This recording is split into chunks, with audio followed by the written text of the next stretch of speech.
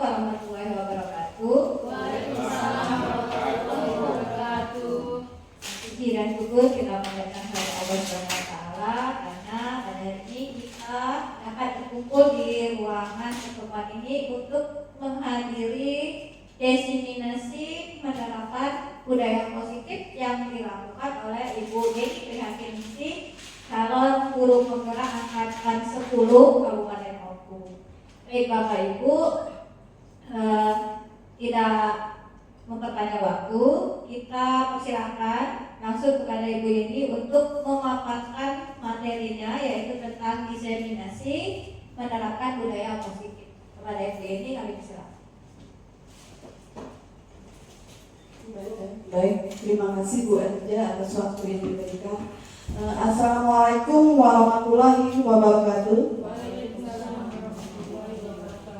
Terima kasih Bapak Ibu yang sudah menyempatkan dan meluangkan waktunya untuk hadir di sini. Di acara saya akan memaparkan tugas CGP modul 1.4 yaitu tentang budaya positif.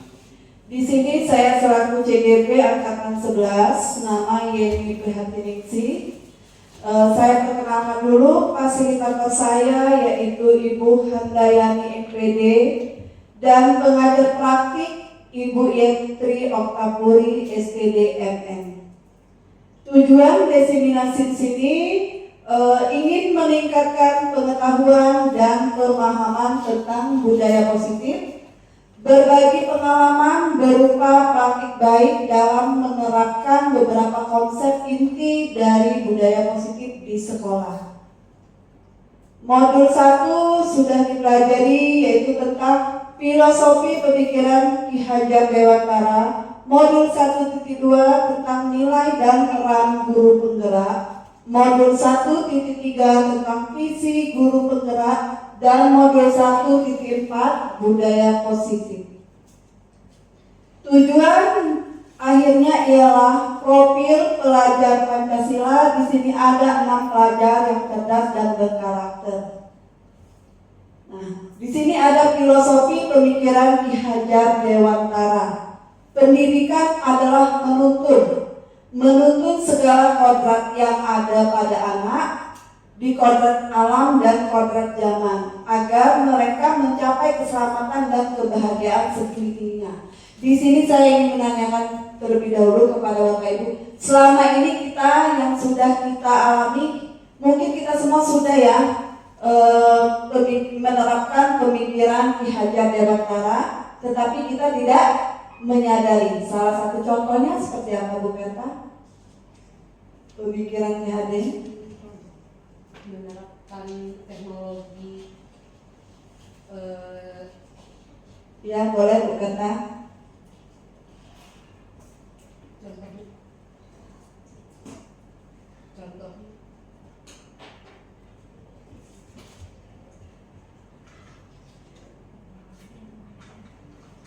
Contohnya misalnya menerapkan teknologi dalam proses pembelajaran.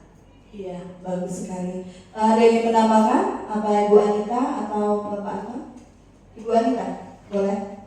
Yang sudah kita terapkan di SMP 32 ini yaitu beralam mulia, seperti contohnya yang kita selalu lakukan itu yaitu mengadakan menyambut siswa salam-salaman, siswa mengucapkan salam, senyum sapa terhadap guru dan maupun teman-teman sebaya mereka. Iya, terima kasih Bu Anita. Sama seperti yang dijawab Bu Kata tadi, meningkatkan teknologi, dan kata Bu Anita tadi kita sudah menjalankan sebenarnya sepemikiran Ki Hajar Dewantara, yaitu dengan cara berakhlak mulia. Berakhlak mulia itu ya contoh seperti kita menyambut siswa di pagi hari. Kita menyambut siswa bersalam-salaman terhadap dengan siswa. Nah, yang kedua di sini pendidikan yang menghamba pada murid. Di sini dimaksud pendidikan menghamba pada murid ialah bahwa haruslah berpihak pada murid sesuai dengan minat dan bakat dan kemampuan anak. Apakah kita sudah berpihak kepada murid? Tentu kita sudah ya Bapak Ibu, seperti pembelajaran yang kita lakukan di dalam kelas. Ya, terus selanjutnya guru ibaratkan petani. Guru itu ibaratkan petani karena seperti murid ibaratkan benih petani hanya bisa menuntun tumbuhnya benih dan merawatnya. Nah, di sini ada nilai dan peran guru penggerak. Nilai dan peran guru penggerak menurut Ki Hajar Dewantara ada 5. Yang pertama ialah mandiri, kreatif, inovatif, kolaboratif, dan berpihak pada murid. Sedangkan peran guru penggerak di sini, kita sebagai menjadi pemimpin pembelajaran, menjadi coach bagi guru lain, kita mendorong kolaborasi dan mewujudkan kepemimpinan murid serta menggerakkan komunitas praktisi. Visi guru penggerak. Visi guru penggerak di sini ialah kita dapat mewujudkan suatu perubahan di sekolah. Seorang guru penggerak haruslah memiliki visi yang tentu saja selaras dengan visi sekolah serta dibutuhkan langkah-langkah yang tepat dalam mencapainya. Untuk mewujudkan visi tentu diperlukan langkah yang konkret berbentuk suatu prakarsa perubahan di sekolah. Kegiatan ini dilakukan dengan pendekatan inquiry apresiatif melalui tahap bagja. Nah, di sini budaya positif di sekolah merupakan pembiasan hal yang baik mencakup sikap atau perilaku maupun tutur kata oleh seluruh warga sekolah. Budaya positif juga dapat menimbulkan rasa aman dan nyaman pada murid dalam proses pembelajaran dan juga dapat mendorong murid untuk mampu berpikir, bertindak, dan menciptakan sebagai proses memerdekakan dirinya sehingga murid itu bisa lebih mandiri dan bertanggung jawab. Itu yang dinamakan dengan budaya positif. Selanjutnya konsep-konsep inti budaya positif. Di sini ada 1, disiplin positif dan nilai kebajikan universal. 2, memahami motivasi perilaku manusia yang berkaitan dengan hukuman dan penghargaan. 3, pembuatan keyakinan kelas. 4, kebutuhan dasar manusia. 5, posisi kontrol guru. Dan 6, penerapan segitiga restitusi. Disiplin positif dan nilai-nilai kebajikan. Makna disiplin di sini menurut Diana Gosen dalam bukunya bahwa menyatakan arti dari kata disiplin berasal dari bahasa Latin yaitu disciplina yang artinya belajar. Disiplin diri dapat membuat seseorang menggali potensinya kepada sebuah tujuan mulai sesuatu yang dihargai dan bermakna. Nah, maksudnya disiplin sini berarti kan kita sendiri dulu supaya siswa kita melihat bahwa ibu ini disiplin. Kita mencontohkan diri kita terlebih dahulu. Seperti itu Pak Anton? Ya. Atau ada yang lain Pak Anton? Ya, contoh daripada disiplin? Jadi kan kedisiplinan positif itu menunjukkan tentang kita berpakaian misalnya. Ya. Kalau seorang guru tentunya sesuai dengan berpakaian dengan guru sopan seperti itu, sehingga menjadi contoh dari siswa-siswa tersebut kan, karena kita kebiasaan menyuruh siswa itu untuk rapi, untuk lengkap. Nah, itu ciri khaskan dulu di diri kita sendiri seperti itu. Iya, benar sekali. Bahwa untuk kita menindaki tentang disiplin kita dulu sebagai seorang guru. Ya. Kalau kita sendiri tidak disiplin, bagaimana kita mau menerapkan dengan siswa? Ya. Nah, di sini makna disiplin ialah sama dalam budaya kita. Makna kata disiplin dimaknai menjadi sesuatu yang dilakukan seseorang pada orang lain untuk mendapatkan kepatuhan. Kita cenderung menghubungkan kata disiplin dengan ketidaknyamanan. Kebanyakan siswa kita tuh kurang nyaman kalau kita menertibkan untuk berdisiplin. Karena apa? Karena mereka mungkin sudah terbiasa dari rumah. Jadi untuk kita tertibkan disiplin itu mungkin untuk mereka sangat sulit. Tapi lama-lama dengan adanya kita mendisiplinkan diri, otomatis siswa itu kan meniru apa yang sudah dilakukan oleh seorang gurunya. Nah, di sini ada perubahan paradigma, ada A dan B. Anda dan teman Anda sobeklah secari kertas kecil, tuliskan nama benda atau sesuatu yang sangat berharga untuk Anda.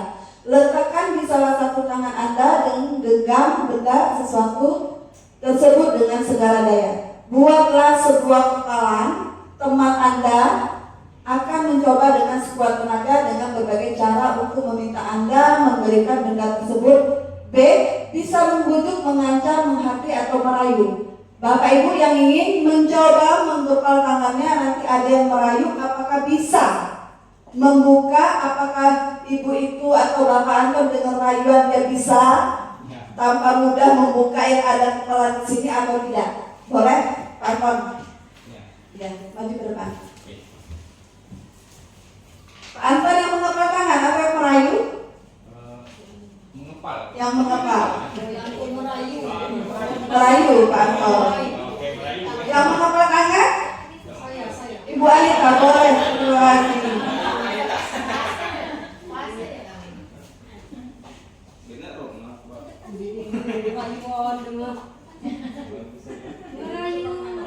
Nah, sekarang Ibu Anita perhatikan sudah mengepal tangannya. Apakah Pak Anton berhasil untuk merayu, menyuap, atau mengancam supaya Bu Anita ini dapat membuka kepala tangannya? Ada apa di dalam tangan Bu Anita, di dalam kepala tangan Bu Anita tersebut?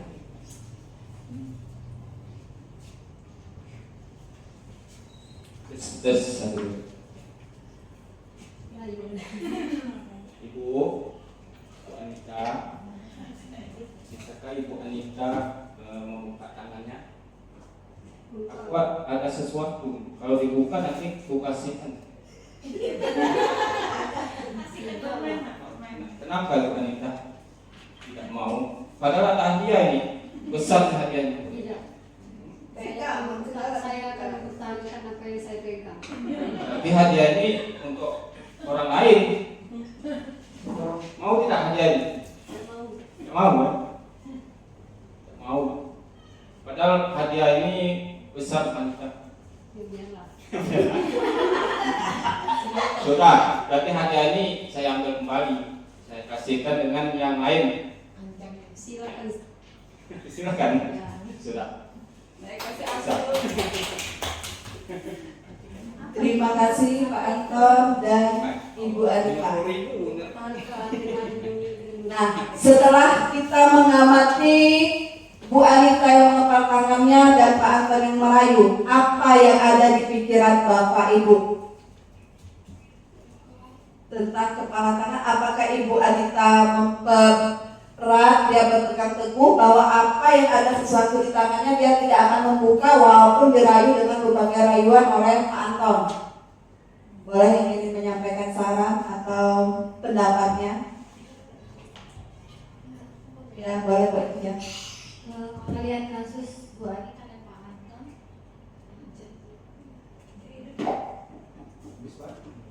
kalau lihat kasus Pak Anton dan Bu Anita itu artinya mempertahankan apa yang kita punya. Jadi dikaitkan dengan disiplin positif tadi, apa yang menjadi niat dan pikiran kita itu harus kita pertahankan asal itu dalam tahap yang positif atau baik. Berarti apa yang sesuai kata Bu Anita tadi benar, apa yang sudah diharapkan yang memang punya kita berpegang teguh tidak akan membukanya dengan berbagai rayuan, ya. Berarti kita bisa prinsip kita kalau memang ini rahasia untuk apa kita buka, walaupun dirayu dengan saya kasih hadiah mobil atau saya ajak makan, karena ini merupakan pendirian kita. Berarti kita mempunyai pendirian teguh, tidak akan membuka apapun yang terjadi, baik walaupun diancam, walaupun dirayu, walaupun disuap, walaupun diajak makan, kita berpegang teguh dengan pendirian kita, ya Bapak Ibu. Perubahan paradigma yang tadi pertanyaannya, apakah Anda dan B membuka kepala tangan Anda? Tentu tidak. Karena apa? Karena Ibu Anita dia berpegang teguh dengan pendirian dia. Yang B, apakah Anda dan B menutup kepala tangan Anda? Mengapa alasannya? Iya, Ibu Anita tadi menutup kepala tangannya dan berusaha dia sekuat tenaga tidak akan membuka apa yang ada di dalam kepala tangan Ibu Anita tersebut. Terus dalam kegiatan ini sesungguhnya siapa yang memegang kendali atau kontrol untuk membuka atau menutup kepala tangan? Iya, Bu Anita. Kuncinya. Perubahan paradigma teori kontrol di sini, yang pertama ialah ilusi guru mengontrol murid. Ilusi bahwa semua penguatan positif efektif dan bermanfaat, dan membuatlah ilusi bahwa kritik adalah dapat orang merasa menguatkan karakter. Ilusi bahwa semua penguatan positif efektif dan bermanfaat. Perubahan paradigma stimulus respon dan teori kontrol di sini. Siapa sesungguhnya yang memiliki kontrol? Di sini stimulus respon. Kita mencoba mengubah orang agar berpandangan sama dengan kita. Perilaku buruk dilihat sebagai suatu kesalahan. Orang lain bisa mengontrol saya bisa mengontrol orang lain. Pemaksaan ada pada saat bujukan gagal, dan model berpikir menang atau kalah. Nah, teori di sini kita tadi kan mencoba mengubah orang agar berpandangan sama dengan kita. Teorinya kita berusaha memahami pandangan orang lain tentang dunia. Berarti kita harus memahami dulu seperti apa sisi orang tersebut, baru kita bisa mengubah pandangan orang sama dengan kita. Yang kedua, perilaku buruk dilihat sebagai suatu kesalahan. Semua perilaku tentunya memiliki tujuan yang sama. Terus, hanya Anda yang bisa mengontrol diri Anda. Iya, orang lain bisa tidak mengontrol kita? Tidak, hanya kita sendiri yang bisa mengontrol. Salah satunya seperti kita mengontrol emosi kita, ya. Emosi orang lain tidak bisa untuk mengontrol kita, hanya diri kita sendiri. Terus saya bisa mengontrol orang lain? Tidak, tentu kita tidak bisa kita mengontrol diri orang tersebut. Pemaksaan ada pada saat bujukan yang gagal, ialah kolaborasi dan konsensus menciptakan pilihan-pilihan baru. Yang terakhir, model berpikir menang-menang. Nah, di sini ada disiplin positif. Ada 3. Yang pertama, merupakan suatu pendekatan menerapkan disiplin dari dalam diri anak tanpa hukuman, tanpa hadiah. Dengan menerapkan disiplin positif, diharapkan tindak lanjut kekerasan dapat dihindari. Nah, maksudnya tanpa memberi hadiah. Mungkin selama ini kita sering ya, cobalah siapa yang mau maju, nanti ibu kasih permen, atau ibu kasih ciki, atau ibu kasih uang. Tentu itu kalau menurut kita supaya anak itu motivasi untuk maju ke depan. Tapi menurut pemikiran Ki Hajar Dewantara itu salah. Kita memberi hadiah itu salah. Mengapa? Berarti anak itu mau maju di saat kita iming-iming diberikan hadiah, bukan dari diri dia sendiri untuk menjawab walaupun salah atau benar. Yang pertama itu keberaniannya dulu. Terus pendekatan disiplin positif bukan mengenai anak peserta didik secara langsung, melainkan bagaimana cara orang dewasa yang memberikan dampak dan pengaruh positif kepada anak atau peserta didik. Pendekatan disiplin positif menitik beratkan pendekatan yang positif tanpa kekerasan, memotivasi merefleksi kesalahan dan menghargai, membangun logika dan berjangka panjang. Nah, maksudnya di sini kalau bisa kita itu tidak memberi kekerasan kepada anak. Kita lebih pendekatan. Seandainya ada anak yang tidak mau mengerjakan tugas, jangan kita, kenapa kamu tidak buat PR? Padahal sudah dijanjikan harus dikumpul. Itu salah menurut pemikiran Ki Hajar Dewantara. Itulah namanya kita harus melakukan pendekatan. Dengan cara apa? Kita mendekatkan kepada anak, membujuk anak. Kenapa kamu tidak buat PR, nak? Ada masalah apa kamu di rumah? Seperti itu ya, Bu. Pak. Tujuan positif. Di sini disiplin positif sebagai bentuk kontrol diri kita. Kita mengontrol diri. Tujuan mulianya ialah nilai-nilai kebajikan universal. Dimensi profil pelajar Pancasila dan nilai kebajikan universal lainnya yang disepakati bersama lepas dari suku bangsa, agama, bahasa maupun latar belakangnya.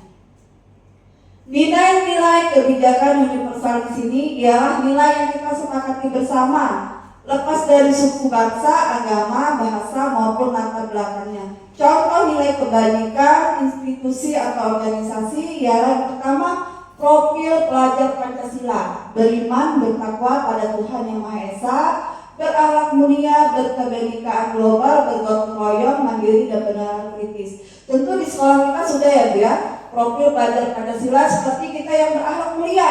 Contohnya tadi yang disebutkan Ibu Anita, menyambut siswa di saat pagi hari bersalaman, terus bergotong royong. Kita sudah menjalankan sama siswa mandiri. Kita membentuk bagaimana siswa itu bisa mandiri tanpa arahan dari kita. Tidak perlu anakku, Mak, ayo kamu jadi pemimpin upacara, nanti Ibu kasih permen. Tidak. Anak itu kita bimbing supaya dia berani untuk dirinya sendiri, tanpa kita suruh saya yang menjadi pemimpin ataupun saya yang ceramah, seperti itu. Terus IBO primary yang program toleransi, rasa hormat, dan keterampilan hidup di sini dapat dipercaya lurus, pendengar yang aktif atau tidak merendahkan orang lain. Berarti kita sebagai guru tidak boleh merendahkan orang lain, apalagi merendahkan peserta didik kita. Teori motivasi, hukuman, dan penghargaan restitusi. Nah, kita ice breaking sebentar ya Bapak Ibu ya, supaya semangat ya. Ayo boleh kita tegak ice breaking sejenak. Yang ceria. Diri tuh, kita dulu. Siap Bapak Ibu? Siap Bapak Ibu? Oke.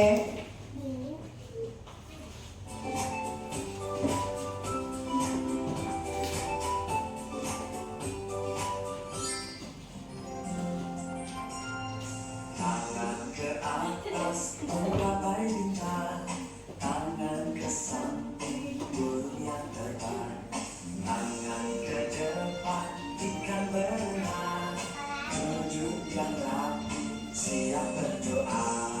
Putar-putar tangan diputar, gulung-gulung tangan digulung, bulat-bulat badan putar, kanan kiri atas bawah siap berdoa.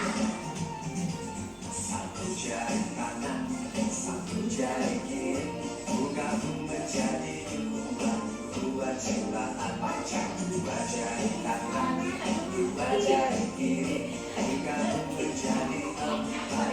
Dua kamera cekrek, tiga jari kanan, tiga jari kiri, gabung menjadi enam.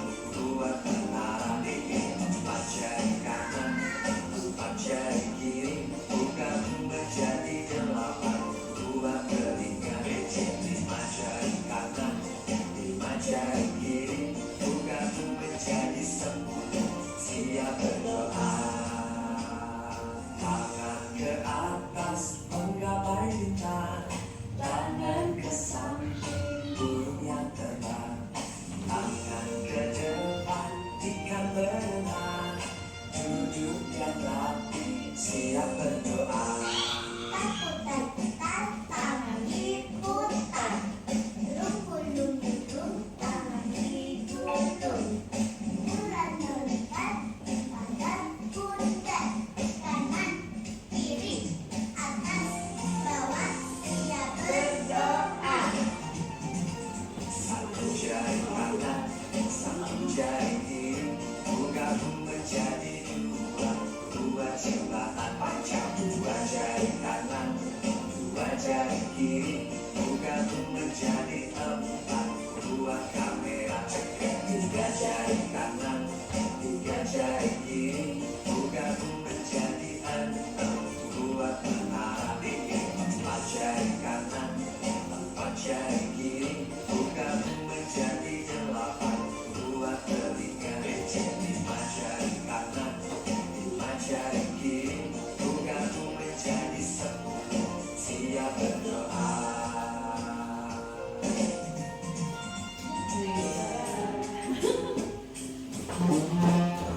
Terima kasih Bapak Ibu, boleh kembali. Gimana saudara refleksi? Supaya tidak tekangnya Bapak Ibu ya. Oke, sekarang kita lanjutkan lagi.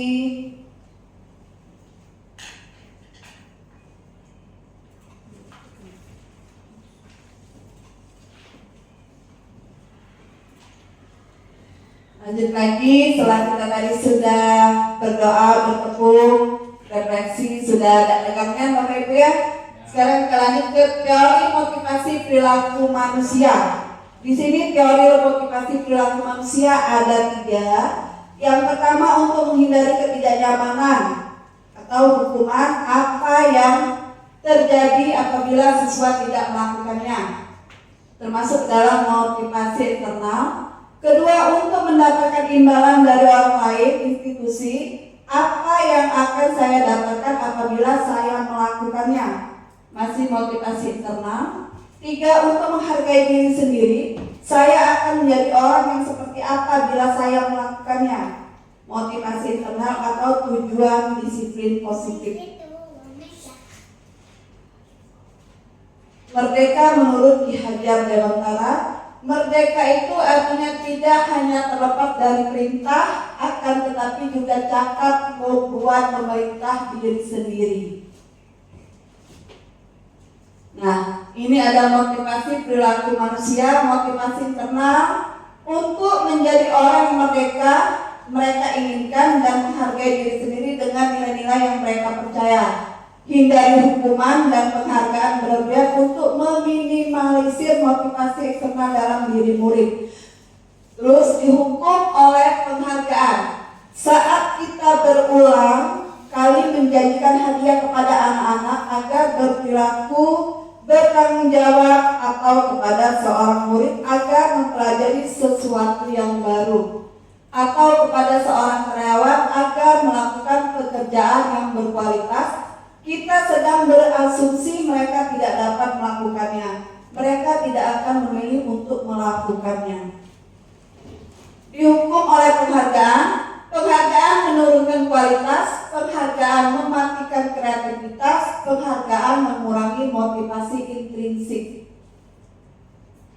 Bentuk tindakan guru di sini ada 2, ada yang negatif ialah hukuman, netral konsekuensi. Nah, di sini ada tindakan Bapak Ibu yang berbentuk isinya yang sebelah sini hukuman atau konsekuensi, seperti mencatat 100 kali di dalam buku kalimat saya tidak akan terlambat lagi karena terlambat ke sekolah. Hukuman atau konsekuensi? Hukuman. Diingat ya, hukuman. Lari mengelilingi lapangan basket 2 kali karena terlambat hadir di sekolah. Hukuman. Yang ketiga, hukuman apa konsen? Hukuman. Murid diminta untuk push up 15 kali karena tidak menggunakan masker ke sekolah. Hukuman atau konsen? Konsen. Iya, Bu Anita. Bu Fitri, konsen apa hukuman? Bu Eko. Lagi mikir Bu Eko. Hukuman atau konsen? Hukuman. Membersihkan tumpahan air di meja tulis karena tersenggol pada saat belajar. Hukuman atau konsen? Konsen. Ya. Murid disuruh untuk mengenakan sepatu seharian di sekolah karena tidak mengenakan sepatu hitam. Hukuman atau konsen? Disuruh pakai sepatu apa tidak? Murid disuruh untuk mengenakan sepatu. Murid tidak disuruh untuk mengenakan sepatu seharian di sekolah karena tidak mengenakan sepatu hitam. Hukuman atau konsen, Bu Anita? Konsen, kan kedisiplinan. Konsen. Iya, nanti kita lihat. Konsen. Lanjut, lari mengelilingi lapangan basket 2 kali karena terlambat 10 menit untuk pelajaran PJOK. Bukan kan? Hukuman atau konsen? Konsekuensi, nggak perjanjian. Berikan, konsen atau hukuman? Dewi? Hukuman. Lanjut, menggantikan kertas tugas teman yang telah dicoret-coret. Hukuman atau konsen? Konsen. Kita lihat jawabannya. Nah, mencatat 100 kali di dalam buku kalimat saya tidak akan terlambat lagi karena terlambat ke sekolah ialah hukuman. Lari mengelilingi lapangan basket 2 kali karena terlambat hadir di sekolah. Hukuman. Ya. Murid diminta untuk push up 15 kali karena tidak mengenakan masker ke sekolah. Hukuman. Yang jawab konsen lagi siapa? Tapi kan ada masker, biasanya kan perjanjian. Iya. Lanjut. Membersihkan tumpahan air di meja tulis karena tersenggol pada saat belajar, baru konsekuensi. Konsekuensi. Murid disuruh untuk mengenakan sepatu seharian di sekolah karena tidak mengenakan sepatu hitam, ialah hukuman. Jelas. Lari mengelilingi lapangan basket 2 kali karena terlambat 10 menit untuk pelajaran PJOK, ialah baru konsekuensi. Terakhir, menggantikan kertas tugas teman yang telah dicoret-coret, konsekuensi. Berapa yang salah, Bapak Ibu? Oh, berarti salah kan gitu tadi. Berapa yang salah yang wanita? Salah lihat. Oh, hukuman. Yang wanita Oh. mencatat 100 kali termasuk hukuman. Lari mengelilingi lapangan basket, hukuman. Murid diminta push up, hukuman. Iya, murid diminta push up itu hukuman. Ya. Terus membersihkan tumpahan air baru konsekuensi. Nah, murid disuruh mengenakan sepatu tadi hukuman wanita, bukan konsekuensi. Hukuman. Hukuman. Lari mengelilingi baru konsekuensi. Menggantikan kertas baru konsekuensi. Berapa yang salah, Bu Anita? Kelompok Bu Fitri? 1 yang salah. Kelompok Bu Anita? Berarti harus ada kesepakatan dulu. Ya, intinya kita untuk menentukan hukuman atau konsen itu kita harus kesepakatan dulu. Kita sepakatin dulu baru bisa menentukan ini hukuman atau konsekuensi. Paham ya, Bapak Ibu? Nah, di sini ada bentuk tindakan guru. Negatif hukuman, netral konsekuensi, positif restitusi. Nah, hukuman di sini, Bapak Ibu, hukuman itu bisa bersifat tidak terancam atau tiba-tiba. Hukuman bersifat satu arah. Pihak guru yang memberikan dan murid hanya menerima tanpa melalui suatu kesepakatan, baik sebelum atau sesudah. Konsekuensi di sini sudah terencana atau sudah disepakati, berarti untuk menentukan suatu peraturan di sekolah kita harus mempunyai kesepakatan terlebih dahulu baik dengan kepala sekolah ataupun dengan bapak ibu guru yang lain. Supaya apa? Supaya kita bisa menentukan apakah ini masuk ke dalam hukuman atau masuk ke dalam konsekuensi.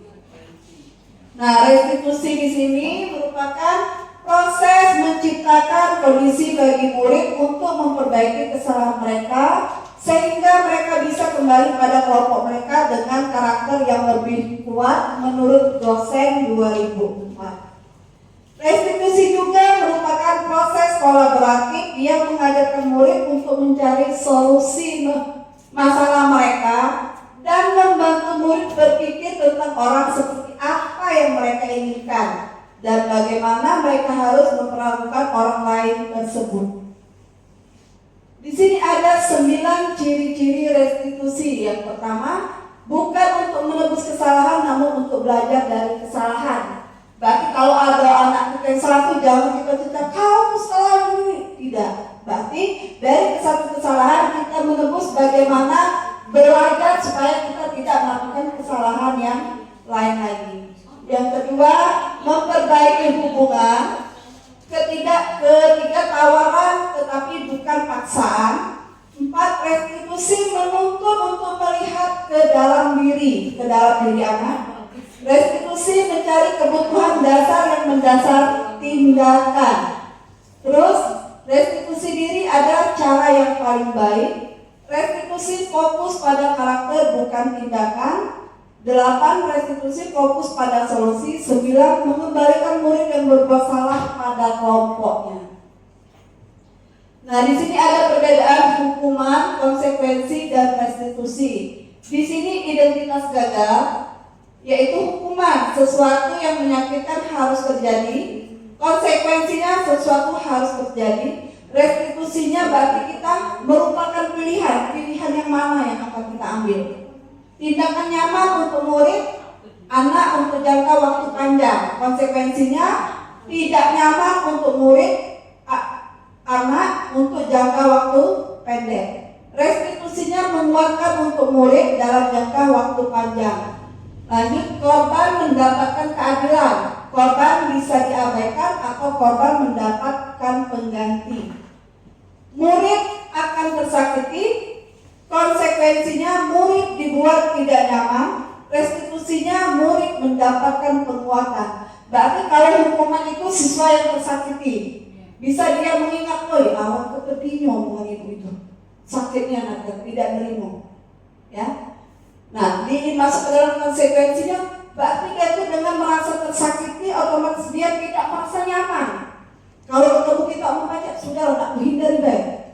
Sakitnya, sakit hatinya nanti dengar omongan ibu itu, seperti itu ya. Nah, restitusinya berarti murid itu mendapatkan penguatan dari mana yang akan dia dapatkan. Lanjut, peraturan adalah kamu harus. Konsekuensinya apa peraturannya? Mampukah kamu melakukannya? Terima kasih. Restitusinya apa yang kamu yakini, apa yang bisa kamu lakukan untuk memperbaiki masalah ini. Next. Nah, ini baru masuk ke keyakinan kelas. Keyakinan kelas di sini ialah sebuah nilai kebijakan universal yang telah disepakati, tersirat dan tersurat lepas dari adanya latar belakang suku, negara, bahasa maupun juga agama. Keyakinan kelas dibuat secara bersamaan dengan seluruh siswa yang mempunyai nilai-nilai kebajikan yang dapat dipercaya. Kita semua sudah ya Bapak Ibu membuat keyakinan di kelas.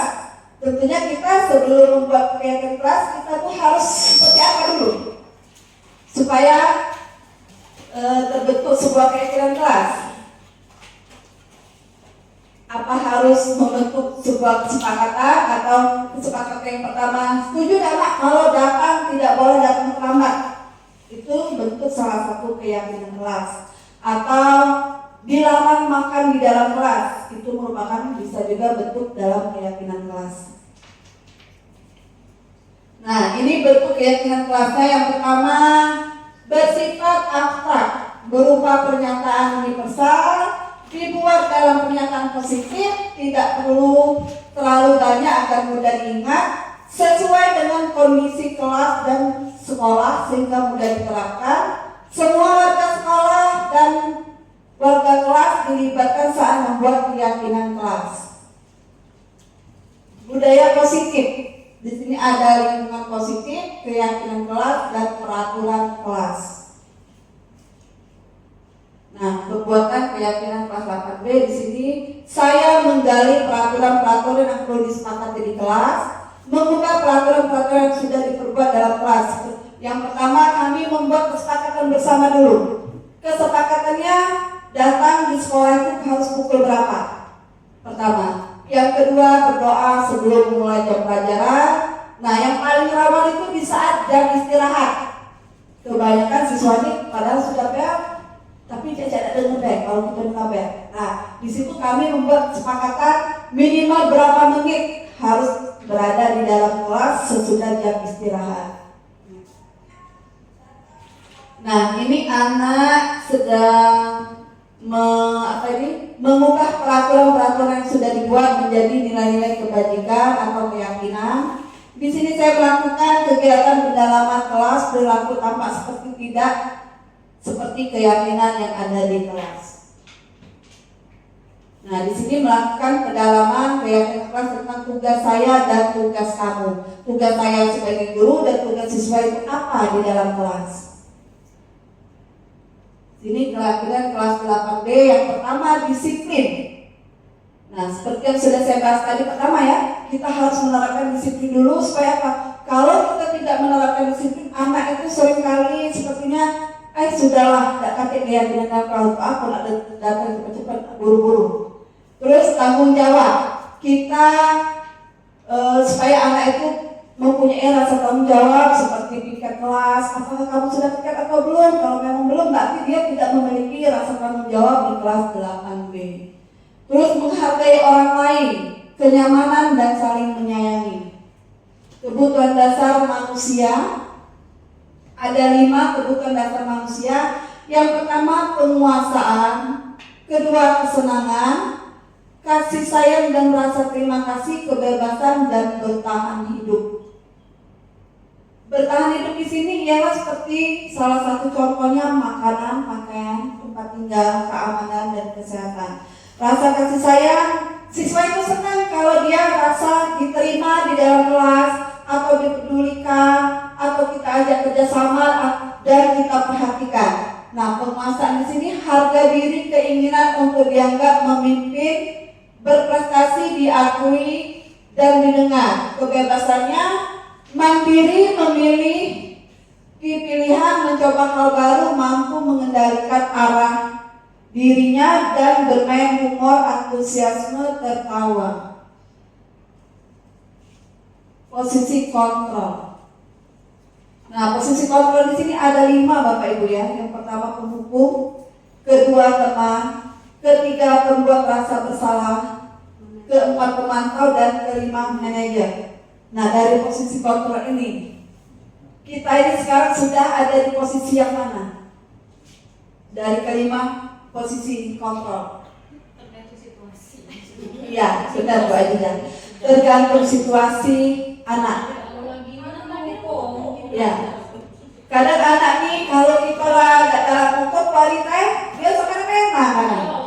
Nah, jadi untuk kita tuh rasanya belum bisa untuk posisi ke manajer itu, karena kita harus melihat situasi anak kita dulu kan. Kayak kita lagi posisi ini mana anak yang semerah-merah. Iya nak, enggak apa-apa nak, karena kita lagi posisi di sini. Iya kan, Bu Fitri? Nah, saya rasa kita tergantung situasi dan lihat kondisi anak tersebut seperti apa. Nah, ini ada 5 posisi kontrol yang dijelaskan sama Ibu Dia Sasyati Rajasha. Kita cermati dan perhatikan ya Bapak Ibu.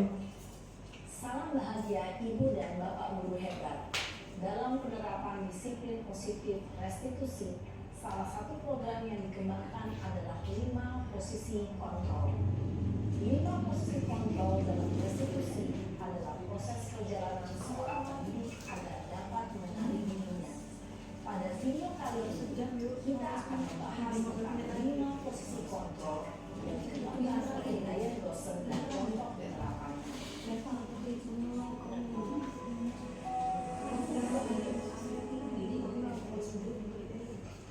Lima posisi kontrol itu adalah satu, posisi penghukum, 2, posisi pembuat rasa bersalah, 3, posisi pemantau, 4, posisi pemantau atau monitor, dan 5, posisi manajer. Untuk lebih mengetahui posisi tersebut, mari kita saksikan kasus dari lembaga dan lihat bagaimana kelima posisi dalam menghadapi masalah tersebut.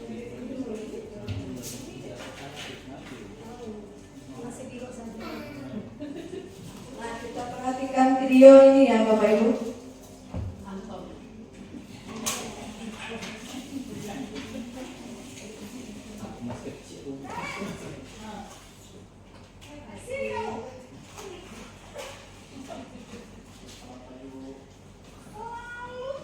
Ibu BK itu.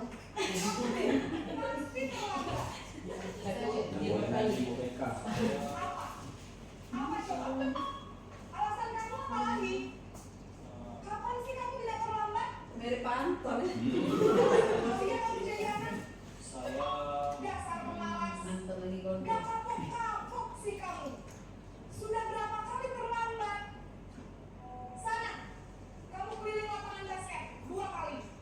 kenapa saya lakukan basket Bu? Kenapa?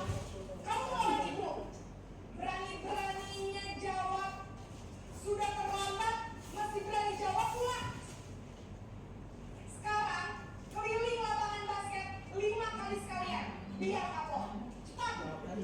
Pergi sana ke lapangan basket. Posisi penghukum biasanya berbicara dengan nada tinggi, menghardik, menunjuk-nunjuk, menyakiti, dan menyindir. Hukuman bisa berupa fisik maupun psikis. Ibu dan Bapak Guru hebat. Dampak yang terjadi pada murid ketika guru berada pada posisi penghukum adalah murid cenderung akan memberontak, bahkan menyimpan dendam.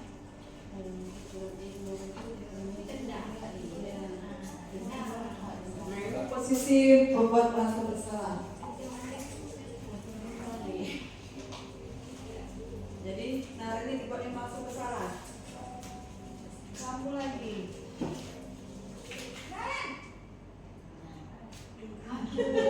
Lagi Bu. Naren, kamu kenapa terlambat lagi, Nak? Ya Tuhan, Naren. Kamu bisa terus. Santo ya, Le. Nanti ibu yang ditegur bapak kepala sekolah, Nak. Disangka ibu yang sama.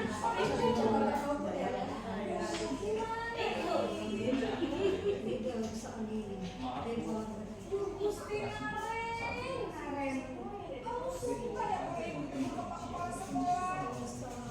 Terus, sekarang ibu harus tulis apa ini? Absen. Ibu harus tulis Gak bisa jawab Nara. Ibu harus apa coba? Maaf Bu. Maaf. Ya sudah, lain kali jangan bikin ibu susah lagi ya, Nak ya. Online kami Ibu tidak akan kerja terlalu istri. lagi kalau begini terus. Bisa jadi ibu susah. Sana cepat kelas. Maaf ya Bu. Maaf sekali. Posisi pembuat rasa bersalah berbicara dengan nada tenang, cenderung lembut. Namun kata-kata yang diutarakan membuat murid merasa menjadi orang yang gagal, memandang buruk dirinya sendiri, merasa tidak berharga, dan tidak sanggup membahagiakan orang lain. Ketika guru mengambil posisi pembuat rasa bersalah, murid akan menganggap dirinya yang salah dan ia harus berlipat dalam dirinya. Ini posisi sebagai teman.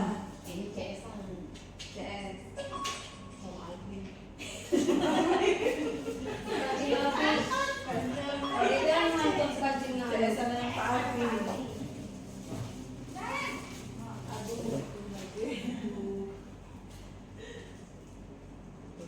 Bu.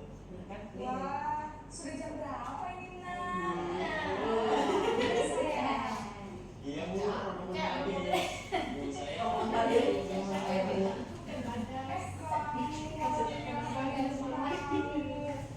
Kamu bukannya anak yang larinya paling kencang. Kok terlambat sih? Iya Bu. Saya memang terlambat bangun tadi. Jadi biar bisa lari kencang.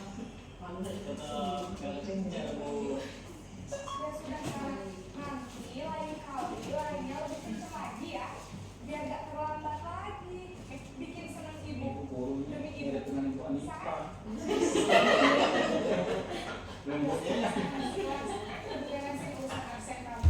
Kamu ini ada saja. Beda Ibu Urwato. Dalam posisi teman, guru berbicara dengan nada suara ramah, akrab, cenderung bersenda gurau untuk menjaga suasana tetap santai. Murid akan merasa senang, aman, dan akrab dengan guru. Identitas yang menciptakan identitas sukses adalah namun ibu ingat karena ini masih dorongan eksternal, maka ada faktor ketergantungan dari murid kepada orang tertentu. Di sini guru absennya, sehingga di lain waktu murid bisa berperilaku baik, namun hanya kepada orang-orang tertentu saja.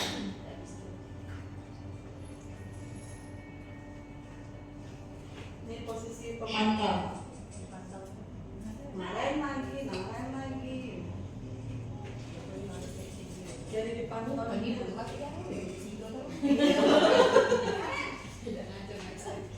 Aduh, dipantau coba setiap hari. Lagi Bu.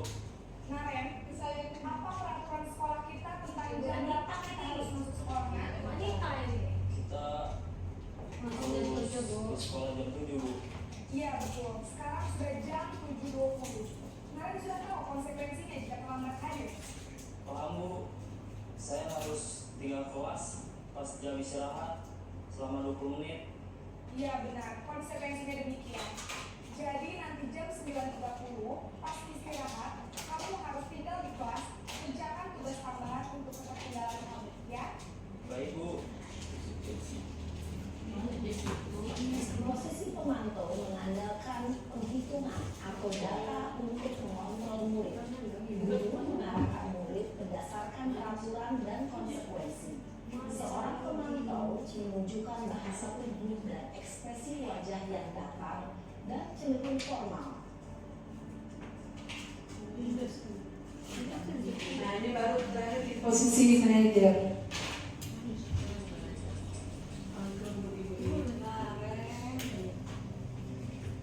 Gimana yang bagus? Posisi apa yang bagus? Manajer.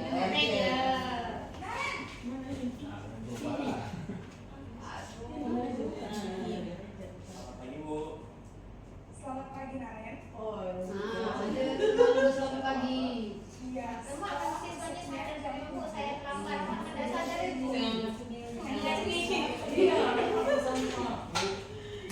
Pas awal saya sekolah. Baiklah, menurut kamu, keyakinan sekolah yang mana yang perlu kamu tingkatkan?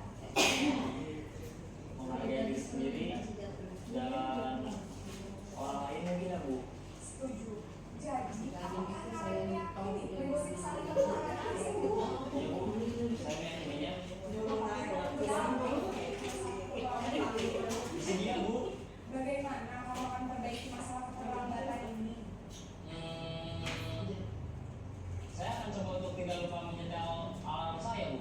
Baik, kalau Naren tidak menyetel alarm di rumah, ada orang yang kira-kira bisa bantu mengingatkan tidak? Ada Bu. Kakak saya, Kak Emma. Ada lagi selain Kak Emma? Selain Kak Emma, ada ibu saya. Baik, jadi yang mengingatkan kalian adalah Kak Emma dan Ibu ya. Kira-kira akan mulai start alarm kapan nih Naren? Setelah pulang sekolah, akan segera saya lakukan. Baik, jadi Naren akan start alarm untuk bangun besok pagi dan akan dilakukan beberapa Naren ya. Ada lagi yang mungkin perlu dilakukan Naren?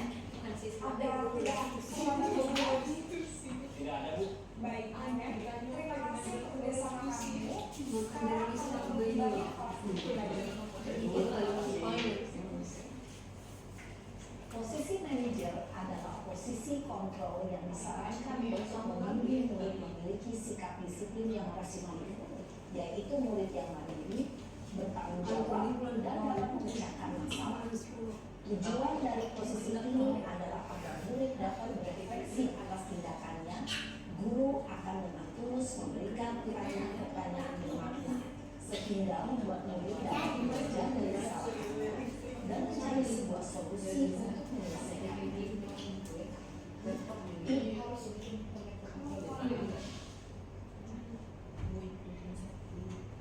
Kemudian kita lihat video 5 posisi kontrol tadi.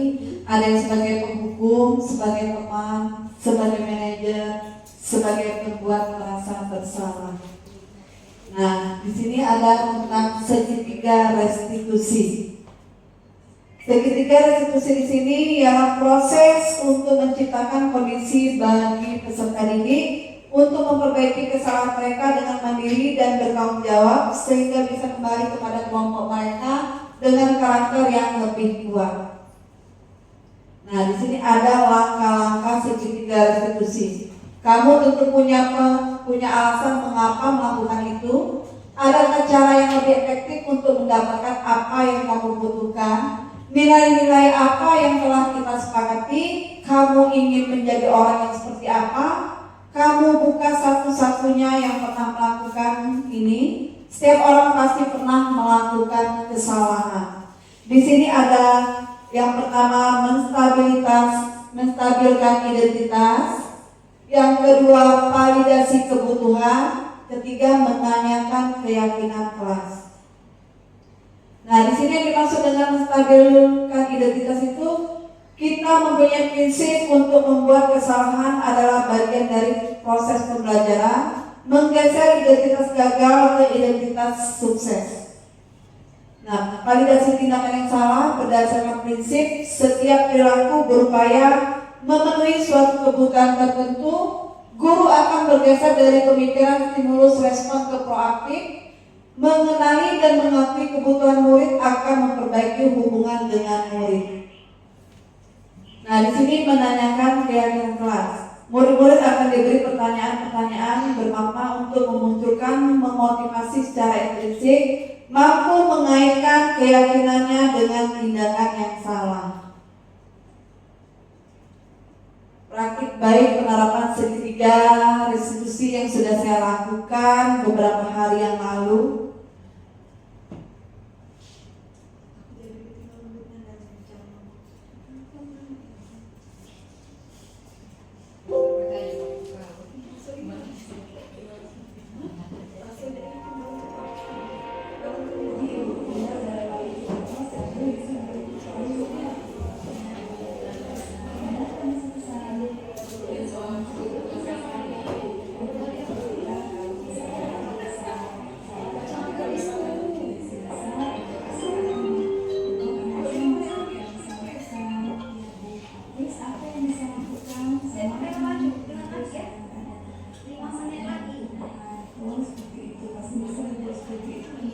Dari yang sudah saya lihatkan, apakah Bapak Ibu ada yang ingin ditanyakan masalah segitiga restitusi?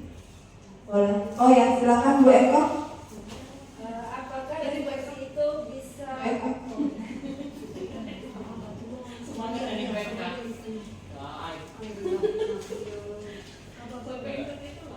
kan bisa juga moderatornya.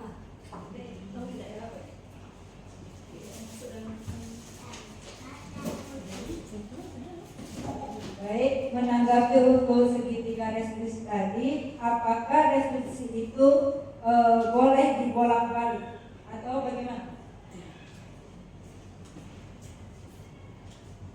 Terima kasih Bu Eko, pertanyaan yang bagus. Apakah restitusi itu boleh dibolak-balik? Kata Bu Eko. Jawabannya restitusi itu tidak boleh dibolak-balik. Kita harus menjalankan sesuai langkah-langkah atau urutan yang sudah ditentukan.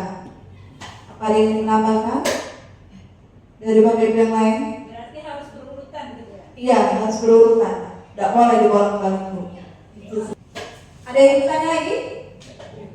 Bu Anita? Oh ya, boleh Bu Anita.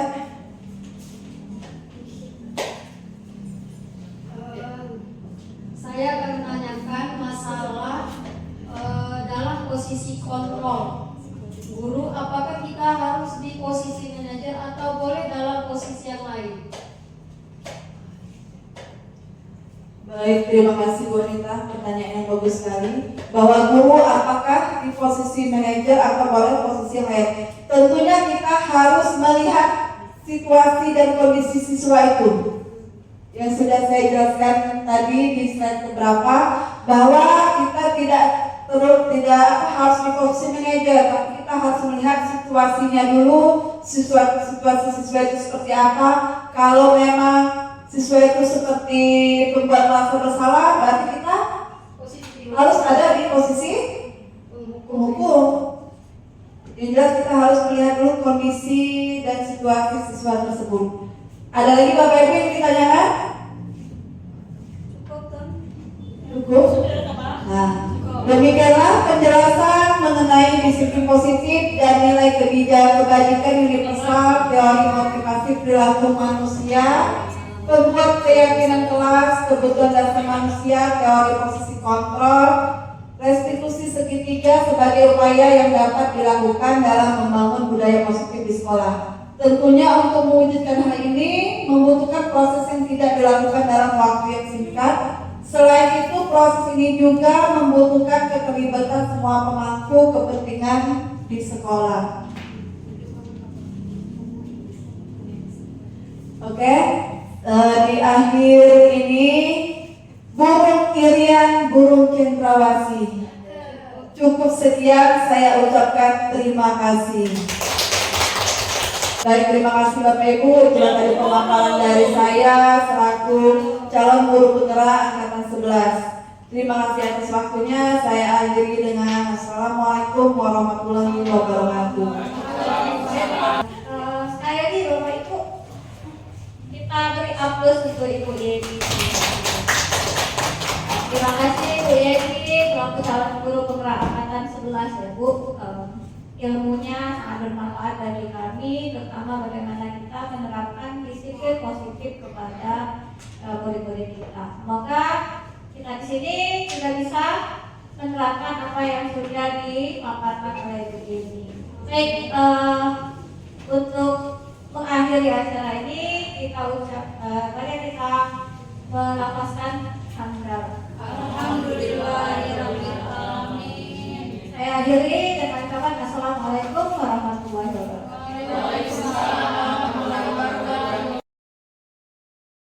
Assalamualaikum warahmatullahi wabarakatuh. Saya Ekowati, guru dari SMP Negeri 32 Oku, rekan dari Ibu Yeni Prihatiningsi, calon guru penggerak angkatan 11. Saya sudah mengikuti dan menyaksikan pemaparan tentang diskriminasi budaya positif yang sudah disampaikan Ibu Yeni Prihatiningsi. Saya sangat berterima kasih karena dengan pemaparan tersebut saya mendapatkan pengetahuan yang luar biasa tentang budaya positif. Semoga budaya positif ini dapat diterapkan di SMP Negeri 32 Oku. Terima kasih. Wassalamualaikum warahmatullahi wabarakatuh. Assalamualaikum warahmatullahi wabarakatuh. Nama saya Fitria, saya guru SMP Negeri 32 Oku. Saya rekan kerja dari Bu Yeni Prihatiningsi, calon guru penggerak angkatan 11. Saya sudah mengikuti pemaparan diseminasi budaya disiplin positif yang dilakukan oleh Ibu Yeni Prihatiningsi. Saya sangat berterima kasih dengan Ibu Yeni Prihatiningsi. Dengan adanya pemaparan itu saya mengerti tentang budaya positif yang nanti bisa saya terapkan di SMP Negeri 32 Oku, terutama di dalam kelas yang saya ajak nanti. Assalamualaikum warahmatullahi wabarakatuh.